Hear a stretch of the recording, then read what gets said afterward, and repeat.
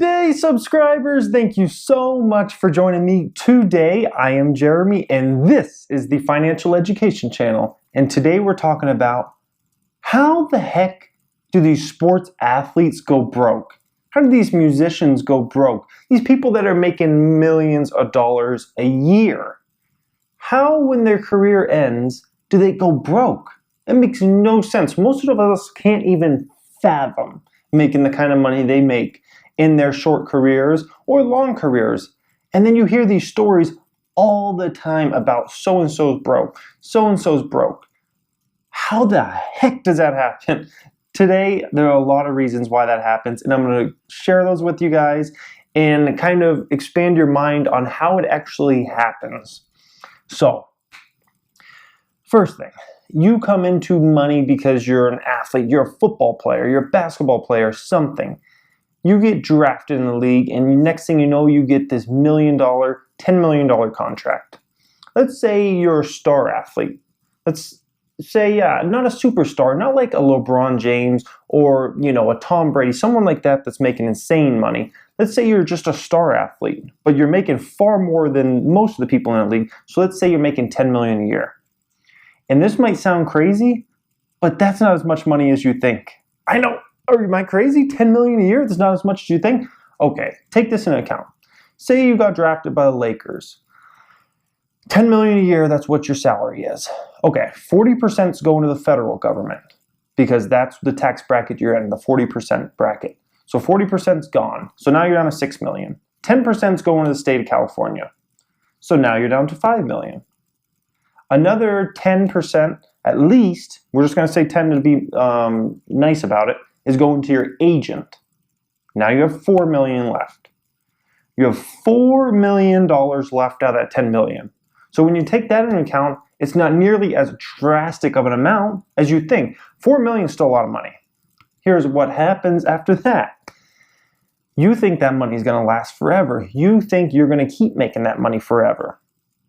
And shortly enough, your career is over, especially in sports. Especially in sports, because you know what happens?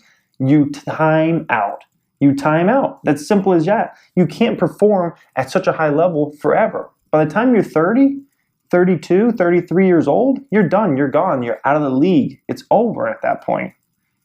Because you're not going to be able to keep up with physically those type of people that are coming in the league that are 20 years old, 21, 22. That they're just physically superior to you at that point. Your body's breaking down. Or that's if you even made it to that point. Most people don't even make it to that point, even if they're a great player, because they get a significant injury that sets them back so far, and everybody's so great at that level, then next thing you know, you're out of the league and you're done. So you go ahead and you start spending all this money. Now, most of the people in the NFL, the NBA and whatnot, they did polls. Most of the individuals in that league are not college graduates. They barely got by in high school, and most of them come from poverty-stricken areas. Why does that matter? Why does that matter? Okay, if you come from a poverty-stricken area, you don't know or you weren't around a lot of people that were financially intelligent, who had a lot of things to pass on to you about what to do financially and what not to do. Then you go ahead and you get drafted at 20 years old, 21 years old. You see all this money. You never had nothing growing up. You never had anything. So what are you going to do? You're going to go buy the biggest house you can. You're going to go buy at least one of the fastest cars you want. You're going to go buy yourself jewelry. You're going to buy yourself all those things you never had. Because shit, you worked hard to get there. And now you're there. And it's your time. And you're going to do that forever, right? No. But that's what you're thinking, as naturally most young athletes think. Then what happens? You don't want your mom to still live in the hood. You're going to buy her a house. You're going to buy her a nice new car. Then you got your cousin coming after you. Then you got this cousin you never even heard of who needs $10,000 for this because they're going to be in trouble if they don't. Then you have this family member call and they need bail. Then you have this person call and that person call, and brothers and sisters and everybody. Everybody wants a piece of that pie because you know what? They see that $10 million number. And if they need just $10,000, if they need just $50,000 from you, that's like nothing, right? Because they see that $10 million number when really you only got $4 million. And so they think, oh, that amount, that's nothing to them. That's like a can of soda. Well, those amounts add up and add up and add up. And that happens to so many athletes. And the next thing you know, their career is over, and they made so many bad financial decisions because they're young, they're not super educated financially because they were never around anybody, and they had all these people coming at them for money. So they're almost like victims, unfortunately.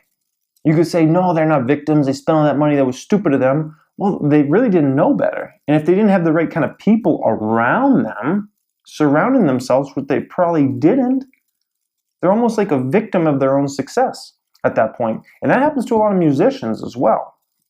So they think they need to live this lifestyle that's grand, and they want to live that lifestyle because they never had that lifestyle or anything even remotely close to it.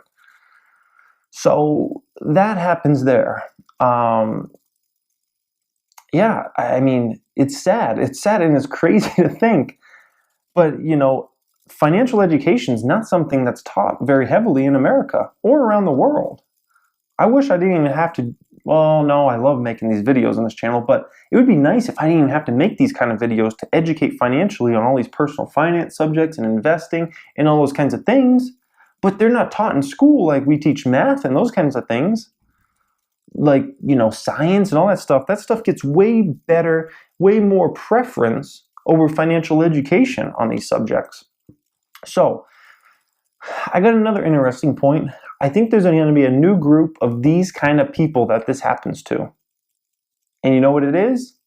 YouTubers. I see YouTubers as being the next group of people that they're just making lots of money, and then also the next thing you hear about, they're broke. And you're like, man, they were making $2 million, $3 million, $4 million a year from YouTube. Now they're broke. How did that happen? I see it happening with YouTubers in the future. The reason being is a lot of the YouTubers are young. So, once again, younger people aren't generally as financially savvy. You can come into money very quickly. If your channel blows up virally, next thing you know, all of a sudden you're getting $100,000, $200,000, $300,000 a month from Google. And a lot of those channels, the people running them think, oh, this is going to last forever. This is just going to keep growing and growing and growing. And next thing you know, it stops. And next thing you know, it's not as popular. And next thing you know, it's not ranking as well in YouTube. For instance, the prank channels started to blow up about 4 or 5 years ago on YouTube. It started becoming so popular. I remember I was into it. I loved watching prank videos on YouTube. I would watch this guy FouseyTube and other people on YouTube do these pranks, and it was so great and it was so funny. Well, that stopped being funny about 2 years ago, and I don't even watch any prank videos now. They're not funny to me at all because almost everything that could be pranked was already done. So prank channels now, I guarantee you, are not showing near the growth they are, if not seeing decline in users. And that will just get exacerbated over time. Right now, drama channels are blowing up on YouTube, like covering drama between big YouTubers, and this big YouTuber said this about that. Those channels are becoming popular. Someday, those might not be as popular. The growth doesn't happen forever, and sooner or later, some of those subjects that were super popular become unpopular. And they go down, and they go down. And when they go down, then the analytics ranks them lower and lower and lower and lower. So, and it's almost the same thing as musicians. A musician can be super popular and they're so cool and they got the best music. And then all of a sudden people kind of get sick of them and they start moving away and moving away. And then that musician's career goes away because people stop buying the music, and then people stop going to concerts, and that musician starts to become irrelevant over time. And it's the same thing I'm going to see that's going to happen with YouTubers over time. These people, they get hundreds of thousands or millions of subscribers, and they see this insane growth in their channels. And next thing you know, their channels aren't that funny anymore, aren't that interesting, aren't that helpful anymore. So we'll see what happens over time. But that is why these athletes go broke and why these musicians go broke. And one last point I'll give out is a lot of them also, unfortunately, go broke because they get taken advantage of by agents or by other people running their money in these financial schemes. There's countless athletes you've heard about that have been taken advantage completely by their agent or by whoever, and they were siphoning money off them, and the athlete didn't know about it or the musician didn't know about it. And that's really sad. It's almost like a Ponzi scheme, and that person ends up just taking all the money that the career is making for the athlete or the musician or whatnot. Mike Tyson's a perfect example of that. And I believe it's the Backstreet Boys. You know, they should have been making tons of money. They all ended up with nothing because the guy that was running their whole operation ended up stealing all the money. You should look up that story. I remember watching it on CNBC, American Greed show. It was American Greed on CNBC. I watched the whole thing about it. It's so sad, but it happens. It happens. So anyways, I don't know if we should feel bad for them. They lived a nice lifestyle, some of those athletes that go broke, but they're victims. They're victims of their own success and their own not knowledge. They need to watch the Financial Education channel. Anyways, thank you so much for watching, guys. Subscribers, if you have not subscribed, oh, wait a minute. Subscribers, if you have not subscribed, if you're subscribed, you're already subscribed. If you haven't subscribed, you may want to. I talk a ton about personal finance.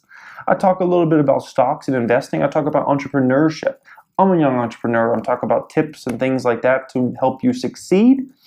And, you know, fun videos like this every once in a while that kind of explain why something happens.